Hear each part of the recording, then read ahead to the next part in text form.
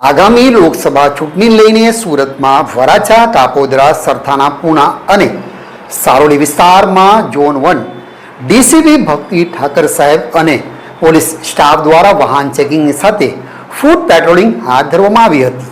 Police commissioner Anupsinh Gehlot દ્વારા ચૂંટણી અગાઉ પોલીસની અલગ અલગ ટીમો બનાવી ચેકિંગ હાથ ધરવામાં આવી રહ્યું છે. ત્યારે સુરત શહેરમાં તમામ પોલીસ મથકની સ્ટાફ ટીમ ઉપરાંત એસઓજી, ડીસીબી, પીસીબી સહિતના ઉચ્ચ પોલીસ અધિકારીઓની ટીમ દ્વારા શહેરમાં સતત પેટ્રોલિંગ કરવામાં આવી રહ્યું છે. ખાસ કરીને સુરતના સંવેદનશીલ વિસ્તારમાં 33 રૂટ ઉપર ફૂટ પેટ્રોલિંગ હાથ ધરવામાં આવી રહ્યું છે. તેની સાથે સાથે વાહન ચેકિંગ પણ કરવામાં આવી રહ્યું છે, જેમાં 12,719 વાહનોનું ચેકિંગ હાથ ધરાયું છે અને 510 શંકાસ્પદ સ્થળોનું ચેકિંગ હાથ ધરાયું છે. આજ રોજ ઝોન 1 ડીસીપી ભક્તિ ઠાકર અને એસીપી પીકે પટેલ અને એસીપી વિપુલ પટેલ અને ઝોન 1 માં આવતા પાંચે પોલીસ સ્ટેશનના પીઆઈ સાથે વરાછા, કાપોદ્રા, પૂણા, સારોલી અને સરથાણા વિસ્તારમાં પોલીસે ફૂટ પેટ્રોલિંગની સાથે વાહન ચેકિંગ હાથ ધર્યું હતું.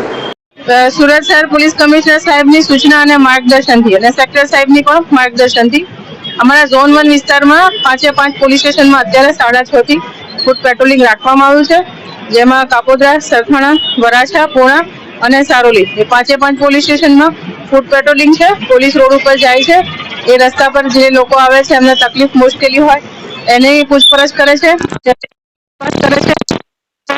તડીપાર હોય કે કોઈ સમ તડીપાર હોય અને હાજર મળી આવે તો એના વિરુદ્ધ પણ કાયદેસર કાર્યવાહી કરવામાં આવી રહી છે અને સાંજે 9:30 થી 11:30 વાહન ચેકિંગ પણ રાખવામાં આવ્યું છે.